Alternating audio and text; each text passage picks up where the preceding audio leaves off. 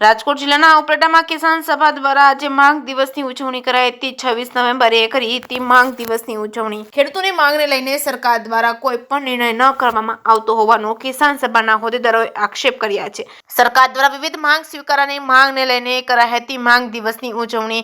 MSP તેમજ વિવિધ જણસની ટેકાના ભાવે ખરીદી કરવા, ખેડૂતોને દેવું માફ કરવા, વીજળીની ખાનગીકરણ અટકાવો, સ્માર્ટ મીટર લગાવવાનું બંધ કરવા, મજદૂરોના 4 નવા કાયદા રદ કરવા તેમજ મનરેગા યોજનામાં 200 દિવસની રોજગારી આપવાની માંગ સાથે કરાઈ હતી માંગ દિવસની ઉજવણી। કિસાન સભાના હોદ્દેદારો કાર્યકરો દ્વારા શહેરભરમાં વિવિધ બેનરો સાથે કરાયા હતા। સૂત્રોચ્ચાર છે કે ગુજરાતી સાથે અર્શી આહિર, ઉપલેટા।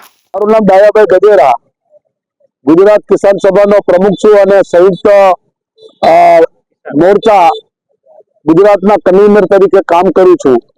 આજે 26 નવેમ્બરના રોજ દેશભરમાં સંયુક્ત કિસાન મોરચાએ આહવાન કર્યું છે કે 2020ના રોજ જ્યારે 26 નવેમ્બરે આંદોલન શરૂ થયું હતું અને 13 મહિના સુધી ચાલેલા આંદોલન સાથે સરકારે ખેડૂતોની માંગણી અંગે કરેલ લેખિત આશ્વાસનનો આજ દિવસ સુધી અમલ થયો નથી।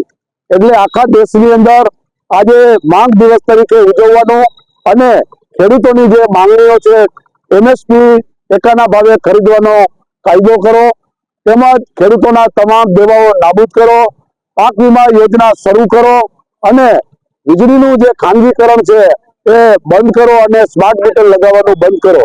એ ઉપરાંત મજદૂરો માટેના જે 4 નવા લેબર લો કાયદા કર્યા છે એ કાયદા પાછા ખેંચો અને મનરેગામાં બજેટ ઘટાડવાનું બંધ કરો। મનરેગાની અંદર 200 દિવસની રોજગારી આપો।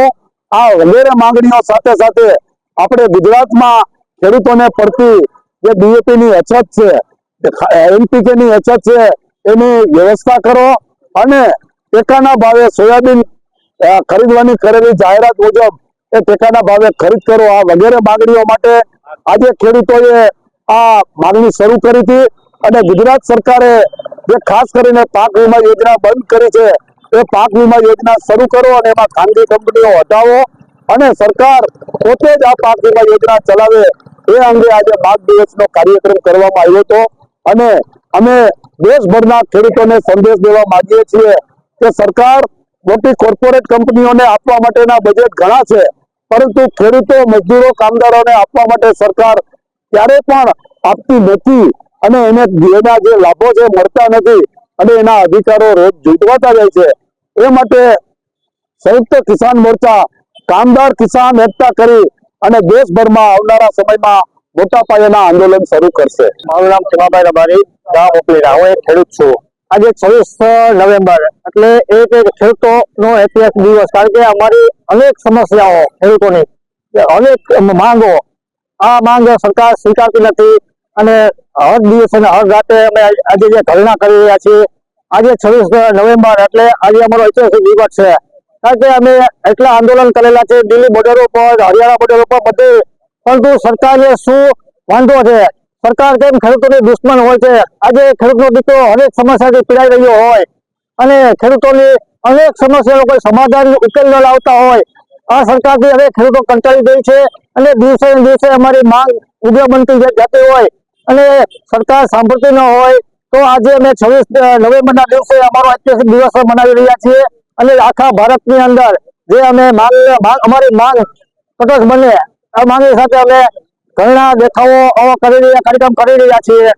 કારણ કે ખેડૂતનો દીકરો અત્યારે તમે જે ગુજરાતની અંદર જો અતિવૃષ્ટિ જો ભોગ બનેલા હોય એ લોકોને અત્યારે જે સહાય મળી હોય એ મળવા પાત્ર નથી, કોઈ પાક વીમો નથી। અત્યારે ખેડૂતોને DAP ખાતર જેવી ઘટ હોય એ પૂરવાર કરી શકતા ન હોય, તો આ સરકાર સદંતરપણે નિષ્ફળ ગઈ છે અને ખેડૂતોની જો માંગ નહીં સ્વીકારે તો આગામી દિવસોમાં અમે આનાથી પણ ઉગ્ર કાર્યક્રમ કરશું। એ અમારી માંગ સાથે અમે રસ્તા પર આવવું પડે તો પણ આવીશું। બસ, જય જવાન જય